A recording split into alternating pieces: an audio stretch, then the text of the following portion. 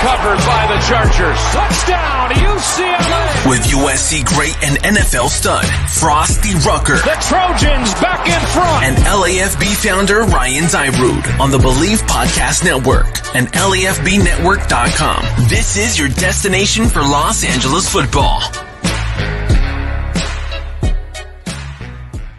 Good morning, good afternoon, good evening, whenever, wherever you are listening. This is the LA Football Podcast here on the LA Football Network, LAFBnetwork.com, also on the Believe Podcast Network. Joined yet again by the coach, jumping on with me on the ones and twos, talking some LA football. What's up, Coach? How you doing? Not much, man. How you doing? I'm doing well myself. Always a pleasure to be on with you, man. Anytime you ask, I'm always thrilled. Well, I appreciate you. So I missed it so much. We had to do it twice. Had to run it back twice, and I'm sure there'll be many more. So yes, excited to get back on here. Surprisingly, a good amount of news happening for the off season. Obviously, the big one with Julio Jones. Whether that was he knew he was live or not, we'll get into it. We're going to talk that a little bit. Whether he's a fit for the Rams or Chargers. Talk a little SoFi Stadium. It has been announced that they will be at full capacity, so might as well talk about our excitement on that. And finally, we're going to end with a little QB comp, Herbert versus Stafford. We went through all of PFF's rankings last episode together, so why not focus in on our two LA quarterbacks, talk about who has the better year. We're in May, so who the hell knows, but that's what these shows are for in May. So before we get into that, though, what's new with you? Anything exciting from the weekend, early week, or same old business as usual? Same old, just trucking along to that wedding, trying to get to July 9th. It's coming here. It's going to get here, and we're going to be ready. We're excited. Yeah, it'll get here. So, yes, sir. Can't wait for that. Today's episode of the LA Football Podcast is always brought to you by betonline.ag. Have you done any sports bet? I think I asked you last time, but any basketball bets or hockey bets? Yeah, I actually did have some bets going on the Clippers game. Actually, didn't come out very well, but it is what it is. I'm a newbie, but I did a little bit. Yeah, dab a little bit. All right, well there you go. BetOnline.ag is your online wagering place. All the NBA bets, NHL bets, money lines, parlays, which I like to make a little extra money, or you can bet on the NFL futures. Who's going to be the MVP, who's going to be the Super Bowl. Who's going to be division winners. All that is found on betonline.ag. All right. So let's start off with Julio Jones talk. I'm excited about the proposition of this. And first of all, let me ask you this, Coach. Sure. Did he know he was on the air? I see mixing things of people saying, wow, what horrible thing Shannon Sharpe did, and I see others saying no, they knew the whole time they planned it. What's your opinion on that? If he wasn't on air, we would have known it. Like Julio Jones would have come out by now and said something. His representation would have said something. Like there would have been a much more bigger backlash from Julio Jones himself had he not been on air, in my opinion. I think he knew. I think this is for publicity, and I think if he was willing to talk to Shannon Sharpe on speakerphone about it, the people in house in Atlanta know that Julio Jones is gone, right? They've had those conversations, and I've seen that Atlanta-based media has said that he hadn't talked to any media outlets since like 2019 or something like that. So I think the writing has been on the wall for a long time within the halls, of the Atlanta Falcons organization. So yeah, I think everything was planned. I send that way too. I saw, I think just this morning, some reports that saying it wasn't planned, that, Fox is in hot water now. And, there's rumors because they haven't promoted it at all. Like usually a bombshell thing like that, you think the network would be like, pushing stuff on social, and they've done nothing with it. So there's that. I'm with you though. I mean, Shannon Sharpe, I think, has been a interesting media. I don't know if I call him a media figure, a hot take talking head on Fox Sports since he joined Undisputed. Him and Skip Bayless, they're good at what they do. I don't think they really provide a lot of value, but they obviously get good ratings. And they're entertainment. It's entertainment. Yeah, it's entertainment. It is. That being said, though, Shannon Sharpe is a Hall of Fame tight end. I mean, he played in the league for 12 years. There's no way he's dumb enough to burn every potential bridge. Whatever you think of him as a media guy, like I just said, he still has connections. He still knows play. There's no way he's willing to burn every single bridge for one scoop of a story when we found out Julio asked 2 months ago for a trade. So it's really not that, now that we know, it's really not that big of a deal. I can't see it. He's done some dumb No. things. He's not that dumb. No, I can't think he's that dumb either. And the fact that, like, the fact that it was like everybody knew about it doesn't discredit the fact that it was a bad taste. Like they shouldn't have done it. That shouldn't have been a segment. Which I think maybe that is the reason Fox is kind of trying to step away from it or trying to wash itself of the segment or whatever. But some segments just rub people the wrong way, and this is probably one of them. This was not a good idea by the parties involved, and 100%. I think everybody was in on it. They have to, like you said. Nobody there's just too many. Why would they do it if it wasn't planned? So I just think even the clip. I don't watch Undisputed, but even the clip I saw, and it's like he's on the phone with them, and Skip Bayless in the background, and he's just kind of like, "Oh, okay, yeah, oh, okay." Doesn't want to play for the Cowboys, okay? Like not like shocked, like, "Oh, he's saying this on live air? Does he know?" Like he was just nonchalantly like kind of go along with it. I'm like, that's what he tells. They had it planned the whole time. Yeah, no, you're not going to do someone like that. And like, even if you're not going to call him without knowing he's going to answer, like you're not going to call him with the risk of getting Julio Jones' voicemail. Like you're not going to do that. Like, he's going to answer and what he's going to say. It's like the old show, Who Wants to Be a Millionaire? And you have the phone a friend lifeline. And I remember watching that as a kid and saying like, how do they always pick up? Like my parents never pick up the phone, especially at dinner time. That show they're not picking up the phone. Or I think when they actually did the tapings, it was probably like 10 in the morning. Like people work. It's because ahead of time they say, hey, you're on our phone a friend list from this time to this time. You have to answer your phone. Yeah. That's how live television works. That's how it works. So that's how it works. Let's get into the real stuff. He's asked for a trade, asked for it already. I think he said it himself. He's done in Atlanta. Okay, let me ask you this first, actually. I do this a lot, obviously, but before we get into, Chargers and Rams for it, but what do you think went wrong in Atlanta? I mean, from everything we know, obviously they haven't been good. But, I think the lack of jewelry is the biggest Is that issue. it? That has to be it. You did. I mean, granted, they drafted you, sure, but when you get to the status of Julio Jones and you've been as consistently successful as he has been for that organization, okay, now let's go. You want a ring. You want something for all your hard work and sweat. Like that's why you play the game, right? I mean, it's the same thing as Calvin Johnson. He has to feel this. It's a similar thing. Stafford, just this offseason. Yeah, any star that just doesn't want, it's for the same organization, and especially when there's a new coaching change, and he just doesn't want to go through that. If he's going to go through a coaching change, let him go to a team that's going to contend, right? Let him learn a new playbook under a contender. So I think that's the issue. I just think that a new scenery, it's going to be one of those where in 5 years after his retirement, everything's going to be fine. He's going to be in their ring of honor. He's going to be, everything's going to be copacetic. Yeah. Oh, I have no problem with it. And I don't talk to a ton of Falcons fans or in that sphere, but from what I've seen is I feel like they're not even they're not burning jerseys or anything yet just because of what he's done. And because they're in a transition period right now where they're in a rebuild. The weirdest thing to me is if he did truly tell the organization 2 months ago or so he wanted to trade, why would they not have gotten something done before the draft? Like if they're in rebuild mode, why are you taking Kyle Pitts for your 37-year-old quarterback and then you knew that your 32-year-old Hall of Fame wide receiver wanted out? Hence the publicity stunt. Julio Jones is probably frustrated. He wants the word out. Guess what? The word's out. The word's out. If Atlanta's not going to put the word out, he'll put the word out. And maybe, that makes sense, right? That would add up. Yep, exactly. So that makes a lot of sense when you say it like that. So, okay, so looking at the Rams and Chargers now. Obviously, there's been a huge talk in LA among both fan bases. Let's start with the Rams because I've talked a lot on Twitter about this.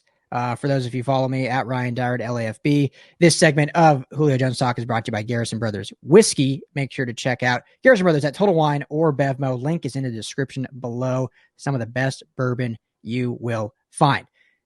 I've said many times that there is a 0%, and I've tried to be modest because Les Snead is a magician. So I went up to 2% chance that the Rams get Julio Jones. I'll get into my reasonings, but let me hear you say it first. Is there any shot the Rams make a move and can make a move for Julio Jones? No.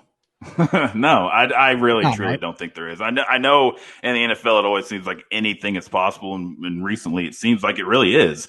Yeah. But come on, not only I'm sure if the Rams truly wanted to make it happen, it could be done, Yeah. but there's just not enough reason to do it. Like it's not going to happen. Not necessarily can't. It probably could if it really needed to get done, but it's just not going to.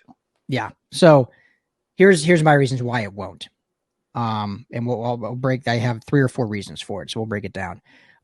First of all, cap space for both teams.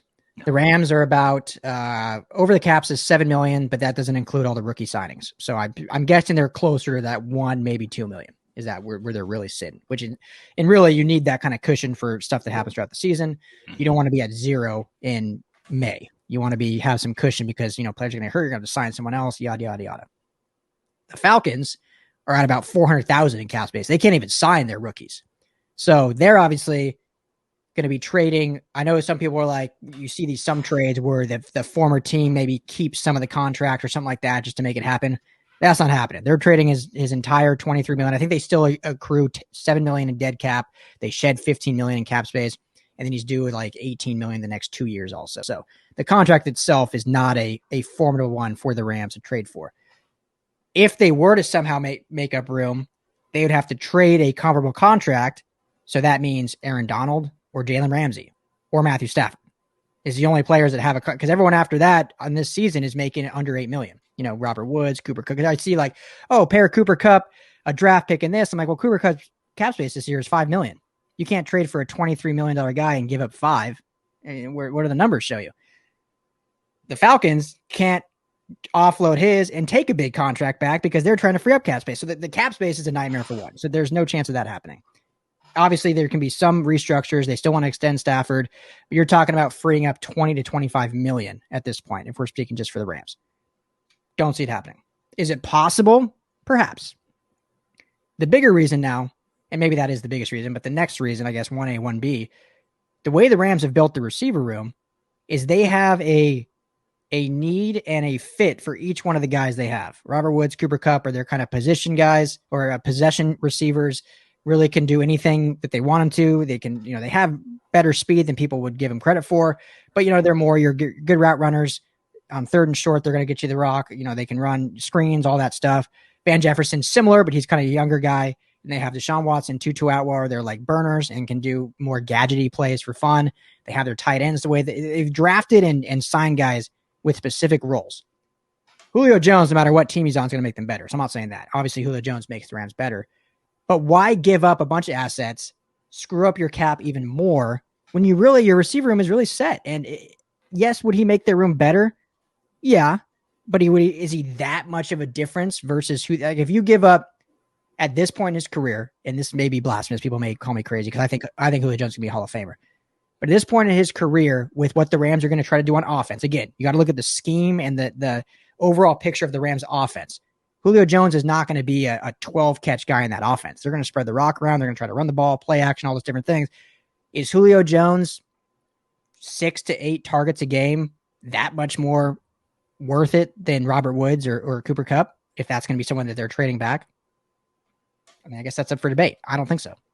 No, and I totally agree. I mean, you hit all the points you made, perfect sense, and they all check out. And I mean, it just boils down to can we or should we?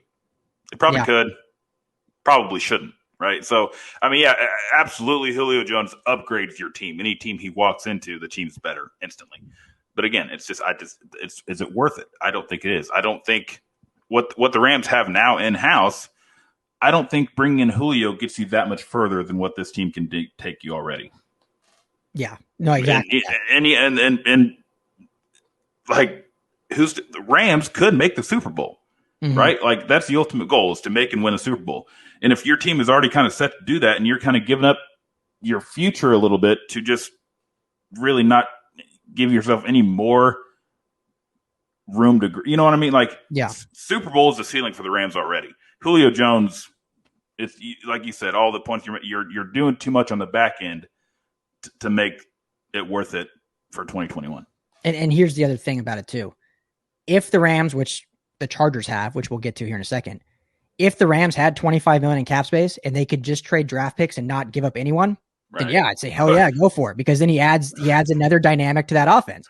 Yeah, but the fact is they're going to have to give up players to free up room. And so if you're already a Super Bowl contender, giving up those players and adding him, is that really going to push you that much higher? Yeah, it might elevate you a possession or two, which, it's a game of inches. Mm-hmm.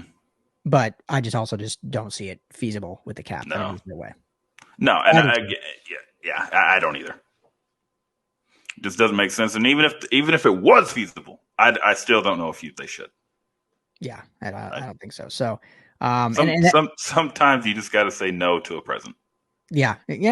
Right? Like sometimes you may want it, but you don't need it. Yeah, you don't need 2 shake weights. One is enough.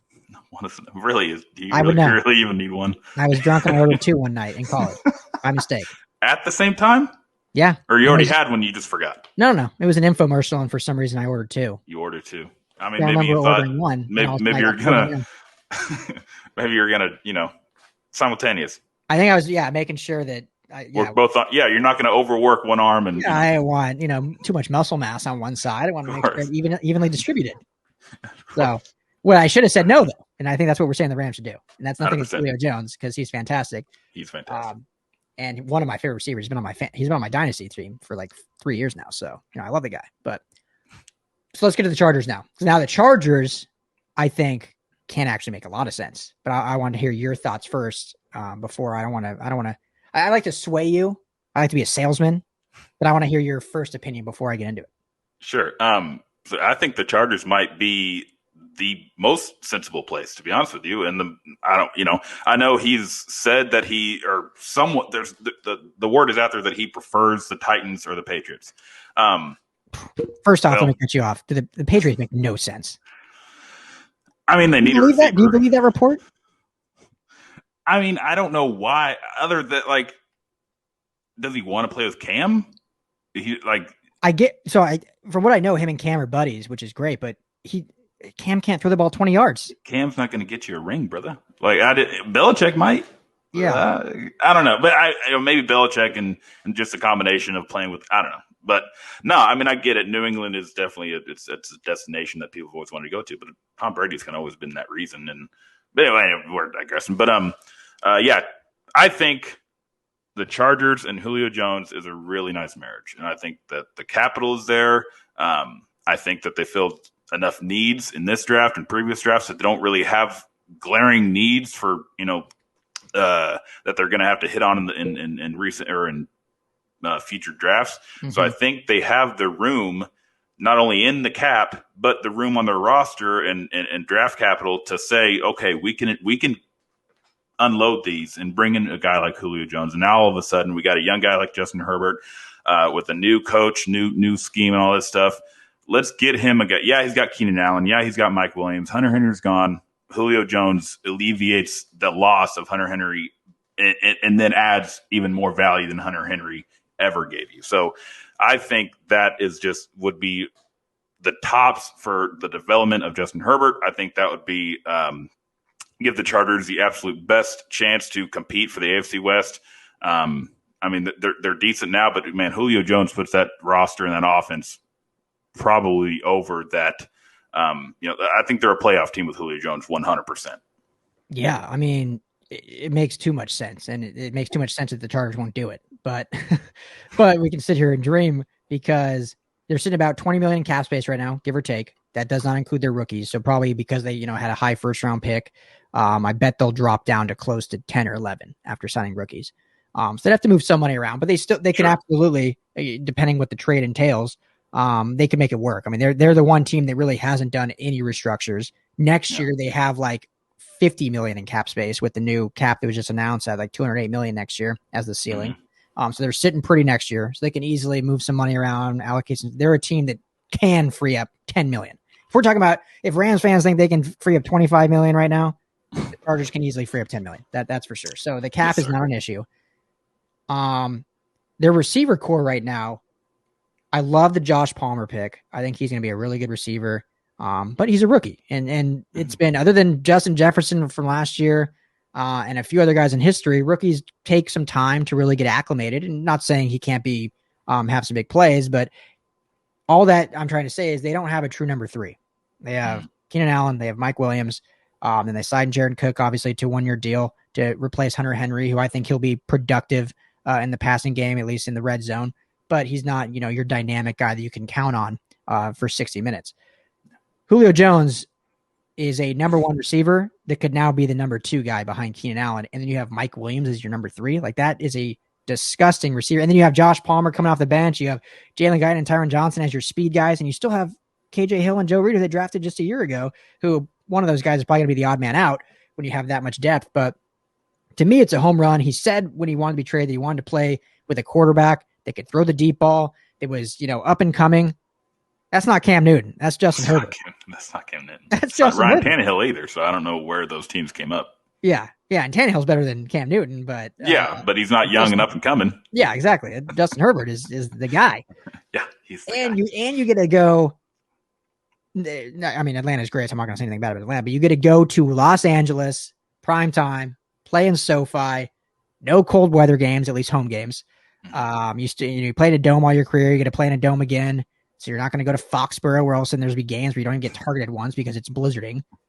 Again, I just do not believe that for a second that he wants to go to New England. I really don't. The Chargers it just makes too much sense. Makes too much sense. It does. And I know there are other teams out there, like San Francisco's been thrown out, which makes sense. They make a lot of sense too. Indianapolis has been thrown out. I know Kansas City's been thrown out. Like, there are a lot of teams that make sense, but man, the Chargers, and again, it's not really, it's final word it's not Julio's. Yeah. Atlanta's going to get as much as Atlanta can get and send Julio to whoever gives them the most. I don't really know how, and they might to an extent. I think the Ravens did this with Orlando Brown, and I think this does happen. I think you do take into consideration, like, okay, we want to take care of this guy a little bit. Like, we'll give up a little value to make sure he lands in a good spot. I know that happens, and I wouldn't be surprised. Like, that should happen for Julio. That happened for Matthew Stafford. That happened, yeah. Well, the Rams did offer the most too, so that helped. But right, but like with these recent stuff, man, I don't know. Like, I wonder if Julio maybe talked him out of that. I don't know. We'll see. So I think Atlanta is probably just going to be like, all right, like, if we're going to play that way, we're just going to we're going to get what we can get. Yeah, and there's always the reports like they don't want to trade within the NFC. I think you don't trade within division outside of that. I don't think teams really care. Like, if they get the best value from the Niners, they're not going to not trade the Niners because they're the NFC. And, right. The Falcons rebuild it. Next time they face the Niners is going to be like 4 years. So right. They're not going to be facing the Niners in the playoffs anytime soon. They have to worry about that. 100%. I mean, they would probably prefer to send them to the AFC, but I don't think they're going to not take an NFC deal. Yeah, exactly. So I think that's a silly thing when that gets thrown around. If you're the Chargers, because I know it's been reported that they want a first-round pick, and then I think just this morning, Jeff Darlington said it's more like a second or a third. If you're the Chargers, though, and I know they won't do this, but if it's me, because I think first-round picks, people are putting way too much. If it's me, first-round pick and move on. Just get the guy. Because if you know the Chargers call Terry Fontenot, new GM there, and says, yeah, we'll give you next year's first for Julio, straight up. I bet it's a done deal right now. Just a first for Julio? I think there's got to be more than that. I don't think they're going to do it for just a first. Because there's other offers that are going to be a first plus. You think? I don't think anyone's going to offer a first. Amari Cooper got somebody will. Amari Cooper got a first, and he was, 24? Julio's better than Amari Cooper, but he's 32 coming off injury. I don't know. If you're the Chargers, where's that first round pick going to be? Why not give that up? Are you going to use exactly. Is anybody you're taking at that spot going to be better than Julio? Or I get okay, but you're getting guys that's going to be there for 10 years. I get it, but it's just if you're picking between 25 and 32 already, okay, yeah. Well, there you go. We could probably get that back. Oh yeah, somehow, but and to me, if you're a team, and fans, and it's probably more media than fans even, but they just play up these first round picks like they're just gold. And every year we see it. Out of the 32 first round picks, 10 make it. The other 22 are like, I'm not saying they're all bust, but they're like, we see more success rate in the second and third round. If you're a team that has your franchise quarterback, you have some stability in the offensive line, or at least one star player, whether it be at one of the tackle positions, and you have at least one player maker on defense. So if you have the three kind of cores, quarterback, an offensive lineman, and a key defensive player, I would be willing to trade that first round pick every year. I'm not saying do it every year, but look at the Rams. They're competitive every year because they have a different quarterback, but they thought they had their quarterback of the future. Now they went out and got their current quarterback of the future. They have two of the best defensive players in the entire game, and they have had a core offensive lineman, Andrew Whitworth, for the last 5 years. Yeah. Yeah, I mean, obviously, your other four can't be trash, but yeah, you have to have. I agree. You need that staple offensive lineman, you need that staple quarterback, and you need that staple defensive playmaker. That's 100%, and the Chargers check a lot of those boxes. So yeah, I as a football fan, I'd love to see it happen. I'd love to see Julio Jones play for the Chargers. I think that would add a different element to that team that they haven't had. I don't know if they've ever had it, to be honest with you. I don't know if, is that? Maybe LT brought that to the table. LT had that element to that offense, but that's a completely different style of element, right? This is just Eric Coryell days, Justin Herbert to Julio Jones to Mike Williams to Keenan Allen to Jared Cook to Joshua Kelly out of the backfield. That's dangerous. That is a dangerous offense. And obviously the offensive line has been a struggle for the Chargers recently, but I know Rashawn Slater is going to be a stud. They've upgraded a lot of the positions along the offensive line, so I think they're ready for that. They're going to be better. I don't know if they're going to be a top 15 line, but they're going to be better. Yeah. So the pieces are in place, and Julio Jones makes that team a playoff contender, like I said before. But it just, as a football fan, as a diehard, AFC West Division rival fan, absolutely not, man. Keep them away. Yeah. No, I was going to say, you brought it up perfectly. Like, the last time the Chargers had this much firepower, I know the 06 team is historically, they had a phenomenal offense, but the last time they truly would have that kind of firepower was, the late 70s, early 80s with, Dan Fouts and Kellen Winslow and Lance Allworth and those guys that were getting, they had 3 receivers with 1,000-yard receiving that year. I think so. Kellen Winslow being one of them, even though he was a tight end. If you have Keenan Allen and Julio Jones and Mike Williams, because here's the thing with Mike Williams, everyone wants him to be this true number 2 receiver, which obviously he should be getting now this year $15 million a year, or $50 million for this season, being on the 5th-year option. The way at least his NFL career's panned out, I'm not saying how he was at Clemson, but the way his career's panned out is that's just not a good role for him. He's never had over 50 catches in a season. Some of that's due to injury. But he's like your guy that some games gets 6-7 catches. Some games has 2, but it's like a 40-yard jump ball that he makes an amazing play for. And so if he's that guy that can just be that dynamic difference maker, but not a guy that you need, not a move the chains guy like a Keenan Allen, like a Julio Jones, that's only going to make him better. If he doesn't have that pressure of like, I need to go out and, I need to make sure I'm helping out carry the load, especially now that we don't have Hunter Henry. Mm-hmm. So it's a slam dunk. I really, when it comes down to, I don't think the Chargers do it, but it just makes too much sense. Yeah.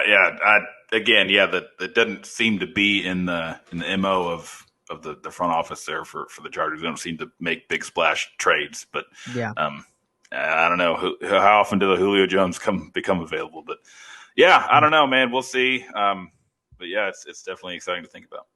Last thing I'll ask you about this, because I went down a rabbit hole of research last night after seeing one of my buddies, shout out Stephen Haglund, tweet about this. His age, 32 years old, going on 33, coming off an injury. He, has really been, he's got that stigma now all of a sudden. He's really been healthy most of his career. I think the last 2 years he's missed time, but other than that, he's pretty much played, other than his, I think, rookie year, played every single game. Mm-hmm. But I was surprised that the more research I did, other than like Larry Fitzgerald and maybe a handful, and I'm talking like less than 5, of all the past, not good receivers, great receivers, like in the past decade, after 33, there is like a huge drop off after the age of 33. Julio, I think, is kind of a unicorn and can definitely beat that. But after being injured last year, like, does that concern you at all? Like, if you're a team giving up a first round pick, that he goes from the dynamic Julio Jones we know to being that 33, 34-year-old receiver that has a huge drop off? I mean, let me give you some names real quick while you're thinking about it. Well, I mean, I think the thing is, how many receivers play that long? If you're looking at just 33-year-old receivers and how productive they are, how big is that scope? Like, there's probably not that many. But when you look at like Tim Brown, I know was a big one. Jerry Rice was a big one. I don't know how Calvin. I don't think he made it to 33 even. He retired at like 31. Yeah. Yeah. So Julio. I don't think for me. I'm not going to take that into consideration that much because like you said, he is a unicorn. Julio Jones kind of breaks the mold, and of course, I know that like science is science, and the body's going to break down no matter who you are. Yeah, that's just the way it goes.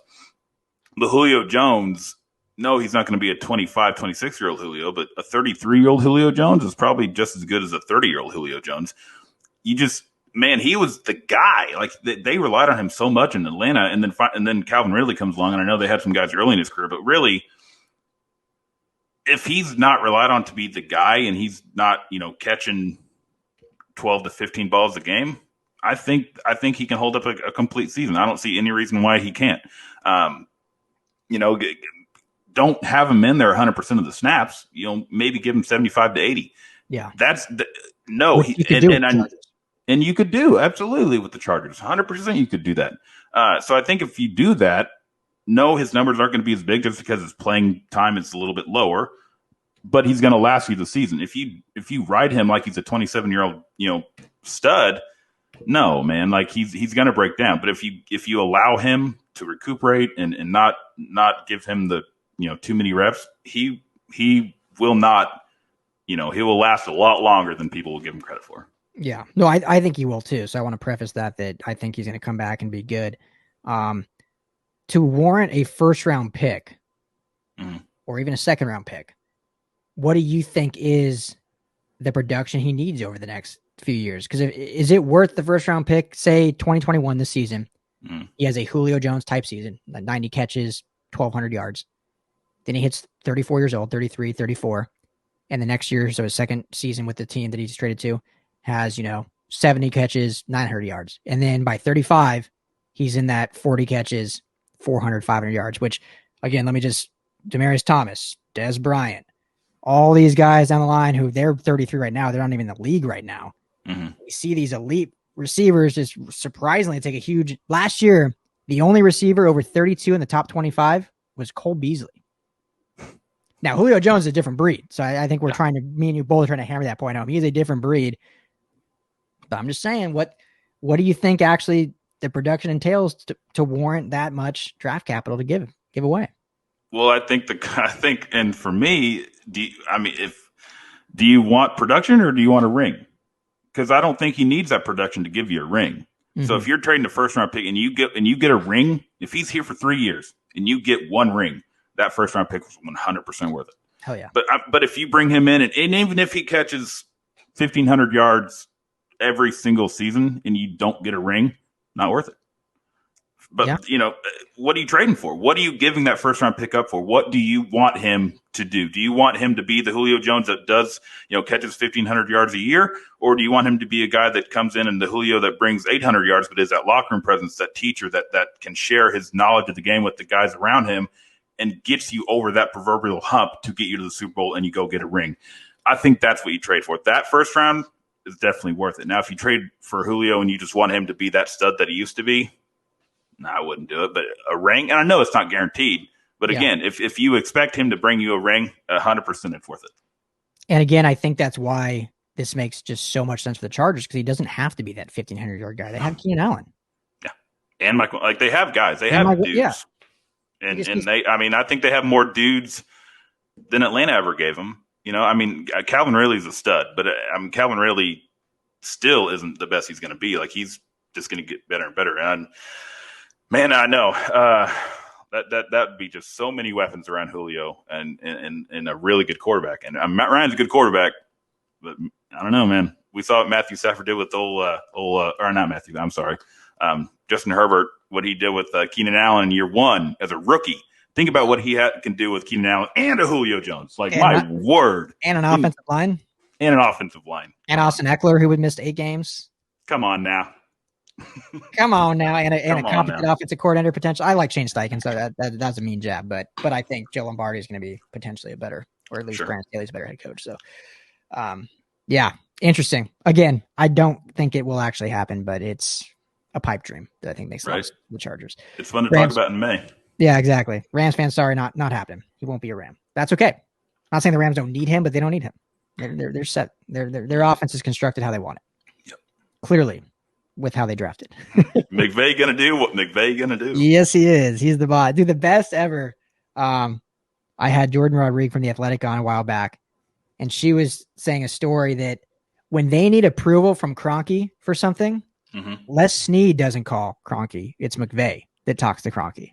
McVay is the boss hog in Los Angeles. That doesn't surprise me at all, dude. McVay is the smoothest dude walking in LA right now. Like that dude, come on now. That dude could sell a popsicle to an Eskimo, man. Come on. Yeah. Any cliche out there of selling someone to selling something, he could do. Sure. Any of the ones you can think of, there's plenty. Yeah. Or at least he needs to be a Rosé spokesperson for sure. Yeah. Speaking of the Rams, I did a Tutu Atwell film breakdown. It's up on YouTube on the LAFB network channel. If you want to check that out, seeing what he brings to the Rams offense, make sure to check that out. But let's get on to our next topic. Talon, coach, SoFi. We'll keep this one short because there's not a ton to talk about, but announced Kevin Demoff, Rams CEO, was actually the one that announced it. And obviously now it's been announced by the NFL and across the league, but SoFi Stadium will be at full capacity, barring any setbacks, for this NFL season. Could not be more thrilled. But seeing where we were just a short 3 months ago, does this surprise you, or does it seem right? Dude, I mean, I think I'm happy. And I think this is, it seems to be the trend across the league now that stadiums have been announcing that they're going to be open to folk. And for SoFi to be one of those, man, yeah, living out here in California, man, not to say we had it worse than anybody else, because we definitely haven't, I don't think, but we've been very strict. We've been under some really rigid guidelines. And for this to, for SoFi to come out and be capacity, that's so big for the city, that's so big for the county, it's so big for the team, it's so big for the fans, and really it's so big for the state of California because not only is it the Rams, are supporting the Chargers too. So I think it's a wonderful thing, and I think it's something that we all could be happy and excited to be able to go witness some great LA football in a fabulous brand new stadium. Yeah. SoFi getting filled to capacity, brought to you by Brewery X Brewery in Anaheim, California, off the La Palma Beer Trail, right near Anaheim Stadium and Honda Center. They will be at full capacity starting June 15th, so make sure to check them out. We'll have the link in the description as well. Some phenomenal beers. I'm actually drinking a Bavarian Hefeweizen right now from Brewery X, so make sure to check them out. Local and delicious, family-owned and operated, or friends-owned and operated, whatever you want to call it. Good stuff. But, yeah, man, yeah, you can say it. Depends how you define worst, but here in California, we definitely had it more difficult as opposed to rigid guidelines compared to the rest of the country. We kind of shut down everything. We took the longest to reopen. We've had the most mandates. You're in Orange County, so I think it's a little less strict in Orange County than up in LA County where I am. Yeah. But overall, as a state, it's been a tough year and a few months. So getting this news that we're at this point, that obviously with a state that's been doing things very slowly, very strict, again, depending, I don't care what side of the coin people sit on. I mean, that's the facts of it. It's been difficult no matter what way you look at it. But that they're now saying, yeah, we feel comfortable that we're able to do this. We're able to have 70,000 people in one place together at one time, sitting side by side, cheering beers, cheering on their favorite teams. Ecstatic, man. I remember when this shut down, we won't get too down this COVID rabbit hole because everyone's just sick of hearing talking about it. But I remember March 2020 when the shutdowns first happened. And I remember the job I was currently working, obviously shut down, furloughed from that, and thinking, yeah, 2 weeks to a month, I feel like, and then we'll be back. I think a lot of people thought that. Then a month went by, 3 months went by, 6 months went by. And then you get to month 8 and you're like, we may never be back. This might just be the new thing. I think that we're in some 1984 dystopian where we're just all being watched and living in our homes and never doing anything again. So now here we are, where we in May, so 15 months since the lockdown here in California happened, and a lot of stuff's back to normal, just in general. And then now hearing our sports, we're going to be, it's just couldn't be more thrilled. I'm so excited. I can't wait to be there. day one and just watch these teams play in the greatest stadium in the world. Yeah, dude. I hope at least it's just a giant celebration. Like I hope that everybody just the vibe is great, the energy is great. Everybody's just excited to be together cheering on LA football. Yeah. And being able to tailgate again. Yeah. So me and you tailgated actually probably one of the last tailgating events because it was the USC UCLA game in 2019. So that would have been December or November. Yeah. And then the world shut down 4 months later. So it was the last game of the college season. Yeah. So we tailgated at the Collie, had a blast. And now it's been a year and a half since that moment, if not longer. And almost a year and a half. So it's going to be we'll have to go full circle, man. We'll have to tailgate one of these games, whether it be college or pro. We'll have to do it. Oh, we will for sure. Yeah, a lot of LAFB tailgating events are in the works here for those listening. We have a lot of fun stuff. So we'll be out there. Cheers in Brewery X, slugging down Garrison Bros, drinking seltzers. Are you into seltzers yet? No. And yet implies I'm going to be. Nothing wrong with them, I'm sure. I'll try one, but I don't see me being a seltzer guy. And I could be wrong. I could be wrong. Wait. So you haven't even tried one yet? I haven't. I'll do it. I'll try one. Absolutely. Are we talking like they're the brand? What tried one yet? But White Claw, Truly, Bud Light, Seltzer. I mean, there's everyone. Okay. Well, okay. I've had the Bud Light one. I've had the Bud Light one, like the fruit flavored stuff. Is that a seltzer? Yeah. Okay, then yes. Okay, then I've had one. Okay. And the Bud Light ones, are glorious. I actually have some in my fridge. Actually, funnily enough. I remember. So it's funny we brought up the USC UCLA tailgate. I remember we Ubered down there from Pasadena, yep. And we were meeting up with our buddy, the actual owner of the Believe Podcast Network, and we were going to meet at the tailgate. And we're like, "Hey, can we bring anything?" Because he hooked us up with tickets. And he's like, "Yeah, if you," I don't even think he said anything, but like, he likes White Claws. Let's get us some White Claws. And this is right when like White Claws were becoming popular. But I don't even think they had Truly yet, or Bud Light Seltzer, Corona. All these ones weren't even like around yet, or they were just like in the production phase. So we walked to like this. I remember this like janky little liquor store in South Central LA. Got a bottle of Jack Daniels, and I think we ended up not getting the White Claws. It was Tennessee Honey. No, we didn't end up getting White Claws because they were like, it was like this little liquor store. If you live here in LA, you know that you buy booze at grocery stores because it's way cheaper. Liquor stores are like triple the price. If you're in the Midwest listening, you don't understand that because they don't even sell booze at grocery stores. You got to go to the liquor store. But out here, Ralph's, Vaughn's, Pavilions, that's where we get our booze. Albertsons. Yeah, a 12-pack of White Claws was like $25. We're like, yeah, he doesn't need them. We'll be good. So we ended up not getting them. But it's just funny that here we are talking about seltzers, and we talked about the last time we tailgated, and that was that. Yeah. I have no idea where I was going with that or why we were even on the seltzer conversation, but tailgating. SoFi. Tailgating. There we go. Tailgating. Yeah. So Brewery X has plenty of seltzers too. So we'll bring those. But yeah, they're fantastic. Especially on a hot summer day. They're just fantastic. Yes, sir. Can't go I'm wrong. sure they are. One fun thing, again, I'm not just trying to pound our promos here, but most seltzers, if you notice, they're clear. Looks like a vodka tonic or whatever. Mm-hmm. Because they use artificial flavoring for those flavors, which, you know, if you're drinking alcohol, I don't think anyone cares about being healthy. But one of the cool things about Brewery X is they actually use real fruit. So when you get a raspberry seltzer, it's pink. Oh, for real? When you get a blackberry seltzer, yeah, it's actually the color of the fruit because they actually brew them with real fruit. Okay. I can vibe with that. I'm down. That's pretty rad. That's a fun fact for you, right? So I have some Huckleberry seltzers from Brewery X. I didn't know that was a real thing. I didn't either. But it's real. Huckleberry seltzer. I always just thought it was a book character. Right? Yeah. Not Huckleberry Finn. Huckleberry seltzer. It's basically like a blackberry and a raspberry like had a baby. That's a Huckleberry. Nice. Now off topic? Well, not really, based on what we're talking about. But did you ever watch the cartoon Huckleberry Hound? I did not. No. You did not. He was a little blue dog that was a sheriff. That's all I remember. That's it. Vague memory of Huckleberry Hound. Was it like a kid show or? I mean, it was like a Bugs Bunny type of animation thing. Okay. It wasn't Disney though. I don't know who did it. It was Huckleberry Hound maybe or something. I don't know. It was before Nickelodeon days. Okay, I remember Blue's Clues, but I don't remember Huckleberry Hound. Like a Flintstones type of thing. Like who did the Flintstones? Whoever that was. I feel like it was a similar type of thing to Flintstones and Jetsons and that sort of. Is that Warner Brothers? I have no idea what studio. Yeah, the name it's like right here. Like it's just I can. Paramount? I don't know what it is. 21st Century Fox? I don't know. If you know, let us know. Those listeners. Right? Yeah. Shout out. Who made the Flintstones? Who made the Flintstones? What studio?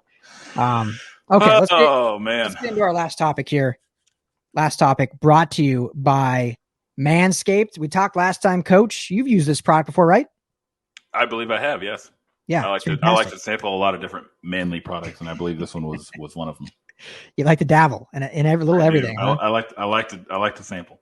Okay. Well, imagine shaving with a sleek, well-designed, and optimized trimmer that makes shaving time your favorite time in the bathroom. And gentlemen, I'm not talking about shaving your face. I'm talking about shaving your downstairs face. I'm one of the first people, have it right here actually, to try the new and improved Lawnmower 4.0, and I'm absolutely blown away by the performance, the craftsmanship, and the details in this product. It's got an LED light.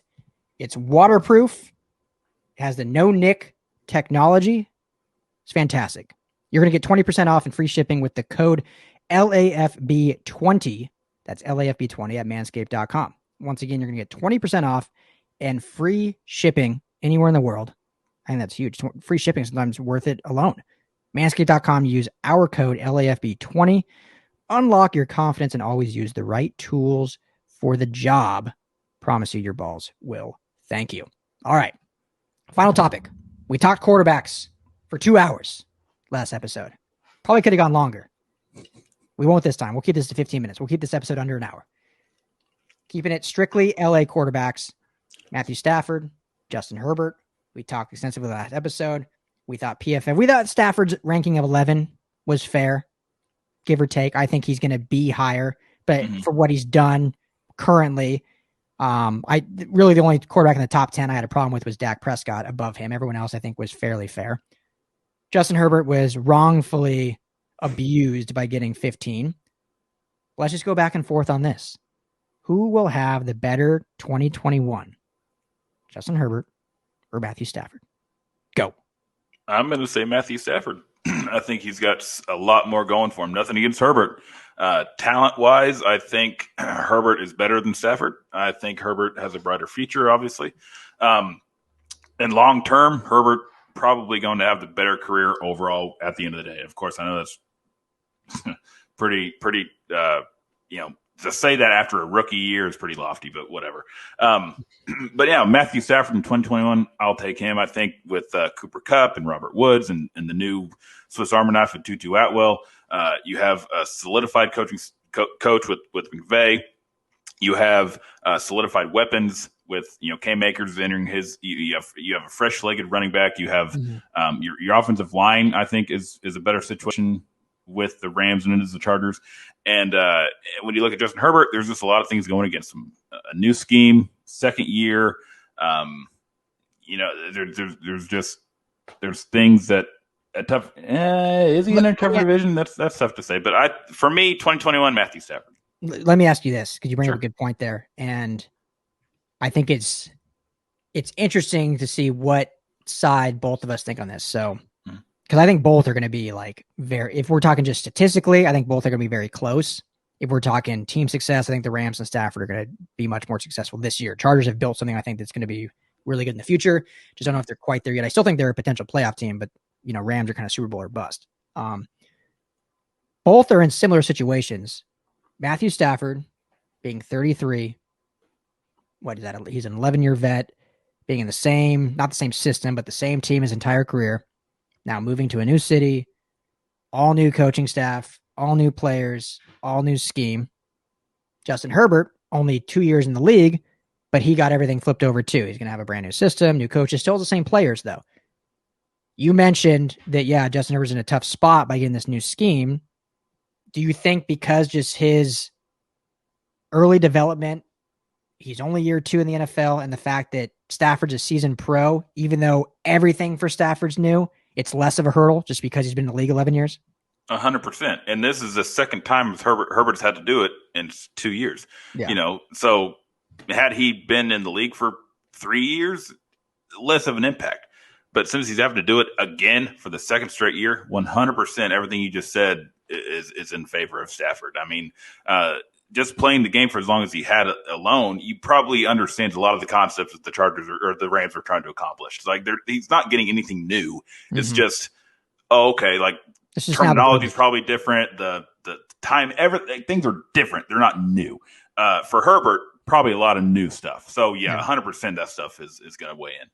Yeah, I think that makes a lot of sense. And that's, I think, what, when you're developing a young quarterback, that's why during last season, I was one of the few that was not all, by the end, I was like, okay, it's time. But I was one of the few that was not all in on moving on from Anthony Lynn and Shane Steichen just because of, the team was struggling, but with how good Justin Herbert was, I was just so fearful that changing anything would ruin that and, hurt his development. Now we got to a point where I think it was time, just, let Anthony move on, start fresh. The Chargers needed a new facelift, start fresh. And get someone to pair with their quarterback that they felt was for the long term. And I think they made the best hire of the season or the off season of bringing in Brandon Staley. But there's still tons of hurdles, like you said. And, he's, a 23-year-old kid, 23-year-old kid learning all new concepts. I remember last year, everyone, when he went out against the Chiefs, balled out his first game ever with 5 minutes notice. And then Anthony Lynn after the game, remember, was like uncommitted, kind of like, Tyrod Taylor is still our starter. We'll check on him health wise. Justin played great, yada yada. And people lit into Anthony Lynn. I don't know how much you heard that. Like, how can you see what we saw and still say, no, I get it. But the same people ripping him would tell you that when they were reporting in training camp, Justin Herbert wasn't even the second best quarterback in training camp. Easton Stick was even better in training camp. Tyrod Taylor was better in training camp. Because it takes time, to develop into your system, to get in your scheme. So now we're going to have to do that again, all over again this offseason. And he's going to do it. I think he's going to be just fine. I'm not saying there's going to be a huge regression. But just going along with your point, there is some chips stacked up against him that I think he will absolutely overcome and have a phenomenal season. But Stafford, just because he's been in the league for so long, I like how you put it. It's not new. It's just different. Yeah, for sure. So do either of these guys... I thought about having us do like our QB rankings, but that would just take too much time. But let's just do either of these guys finish in the top 5, you think?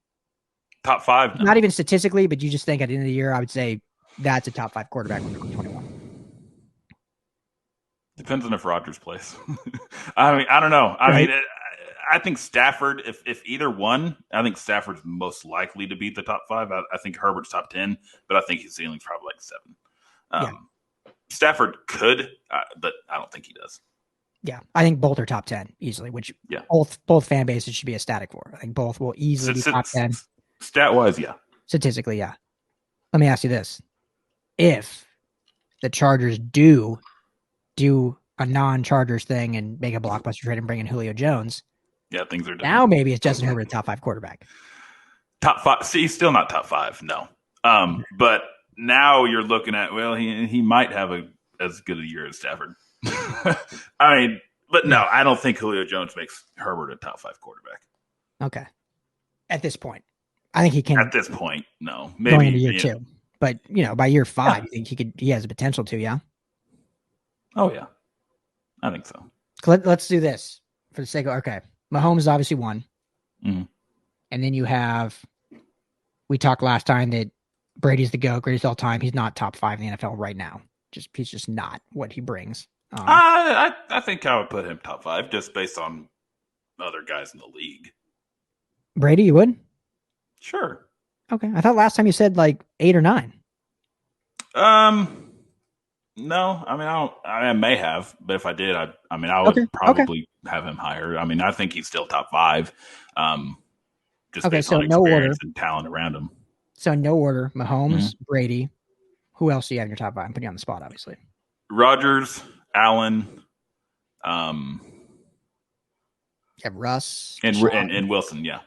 Okay. So Russell, Aaron, Mahomes, Brady, and Josh Allen would be my 5 in whatever order you want to put them. But those are my 5. Okay. I can respect that. I mean, Watson, you can argue that he's probably better than Brady, but come on. I don't know. That situation is tough. Take away that situation, Deshaun Watson is better than Brady. Oh, man, that felt wrong to say, actually. That felt really wrong to say. Like that, I feel icky now, actually. I don't know. Is Deshaun Watson better than Tom Brady? Like in 2021, not overall, obviously. I mean, QB debates are so hard because some people will say, well, you got to look at the situation, put this player on this team, put this player on this team. And it's like, well, I mean, it's hard to do that. But for the sake of argument, I'll say this. I don't think Tampa wins the Super Bowl with Watson. No? I don't think they do. Really? Yeah, I think the composure that Brady had in playoffs was enough to it emanated through the entire team. It affected the whole his calm and coolness and him and Gronk being there and doing it would just it made everybody else just relax. Put Deshaun Watson there, that element absolutely gone, and they probably get beat by the Packers. Okay. Deshaun Watson is a national champion. Or not even the Packers, maybe even the Saints. Yeah, champion, but come on. God, bless America. So is Tim Tebow. Well, I mean, yeah, but Tim Tebow never led the NFL in passing like Deshaun Watson. I know. It's tough. It's so. I think I'm taking too much of what's going on with Deshaun right now into consideration. Yeah, that's so tough. Like that sucks. No, it does. But just purely play, he's top. It's Rodgers and him are top 5. Again, who knows if either are going to play this year.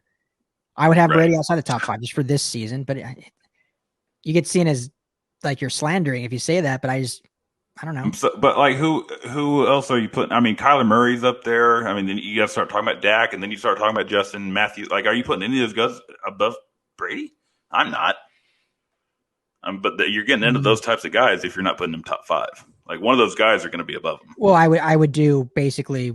I would have Watson instead of Brady in 5. I guess Brady 6. Yeah, Lamar Jackson. Okay. I mean, to me, I'm not saying Lamar Jackson better than Brady, but to me, Lamar Jackson and Josh Allen are a good debate. Good debate. So here's my unquestioned top 5. That would be a good debate. Or here's my unquestioned 4 in the top 5: Mahomes, Rodgers, Wilson, and Deshaun Watson right now, if he plays. Those are my 4. They're right now body of work what they've done going into the season. If they're playing, those are the 4 in it. Then for that 5th spot, you can really debate Allen, Jackson, Brady. And then I think Stafford and Herbert are just one behind that, 6 and 7-ish. Yeah. I would agree. I agree with everything you just said. Just flip out Watson for Allen. And that's exactly how I view things too. Yeah. Again, we talk about this a lot, so that'll be the last thing I say on it. But if Allen does again this year what he did last year, then 100% he's top 5. I just think because Watson's done it now for 3 years straight, been a top 5 passer. And the fact he did it this year without Hopkins was crazy. Yeah. That organization just their first pick this year is David Mills. Their first pick was pick 50. Yeah. And it was a quarterback. It was a quarter. Man, what a crazy, crazy world we live in. Yeah, it is. Who saw that coming? Not me. No. The whole Houston, Texas situation. The fact that J.J. Watt's not there anymore. Dude, talk about somebody moving to London. Yeah. Bizarre. Houston's probably just ready to get rid of, they got the Astros, now they got the Tech. Houston's just come on. Yeah. What are we doing? You give us hurricanes. We got Hurricane Hart. What did we do to deserve all this? Right. Come on now. James Harden is gone. Chris Paul's gone. Oh, yeah. The Rockets are terrible, too. It's Houston sports are just not fun right now. Yeah. The Astros are good, I think, but it's nobody likes them. A lot of people would say karma. Their organizations did a lot of things that Well, Texans and Rockets didn't necessarily do shady things, but they just did bad organizational building block things. Hired the wrong people. Yeah, hired the wrong people. The Rockets were basically trying to just create a super team, and it just didn't work out, and they blew the whole thing up. And then the Astros obviously cheated, so they actually deserved the karma. So anyway, we'll wrap it up. So both of us agree Herbert, Stafford, probably top 10, but this season Stafford will have the better season. Correct? I'll put my name on it. All right. Stamp of approval. The coach does it. This is prior to the Julio Jones trade that'll happen in a couple days. Yeah, there you go. Well, okay, last thing on that. Where do you think he ends up? I didn't actually ask you. If I was to put money on it, I'm sorry, Rams fans, I'm going to say the 49ers. I know. It makes too much sense with Kyle Shanahan. It makes too much sense. And the Niners don't have like a true number one receiver. They have a lot of like, I don't want to call them gadget players because that seems disrespectful, but they have a lot of like good receivers, but no one like Deebo Samuel and Brandon Ayuk are not like taking over a game. Not yet. They have a lot of what I like to call 1B receivers. Mm-hmm. Julio do. Worst case scenario, but I agree with you. That makes when it's getting talked about, I feel like the least, but it makes a lot of sense. It makes a lot of sense. What I think would be hilarious is if Green Bay traded Aaron Rodgers for Julio Jones. I think that'd be awesome. What if Green Bay traded for Julio? Does that convince Aaron Rodgers to come back? Probably not. I think there are just too many bridges burnt. I mean, how do you come back now? Like that's the most awkward situation ever. Yeah. Did you watch Kenny Mayne sign off on his interview on SportsCenter? Mm-hmm. You didn't see that? Dude, I'm sorry. I don't watch SportsCenter. I don't either, but clips were everywhere. You know who Kenny Mayne is? Okay. Legendary SportsCenter anchor. And he was just let go by ESPN. He called it a cap casualty, but he's hilarious, like the way he does it. So his last night on SportsCenter, which was like 2 nights ago, he had Aaron Rodgers on for an exclusive interview. And his last, Mom, Dad, if you're watching, I'm going to cuss. So just a heads up for anyone out there, earmuffs. His last line says, "All right, Aaron, so you told me last year to get into crypto. So I put a lot of money into crypto. It's down 40%. Now I'm out of a job. All my wife wants is a new Afghan. Fuck you, Aaron Rodgers." And then he just walks off stage. Okay. Like, that's great. I don't know who this guy is. If I saw a picture, maybe I'd be like, "Oh, I've seen him." But you for sure know who Kenny Mayne is. He's been on SportsCenter like since the Dan Patrick days.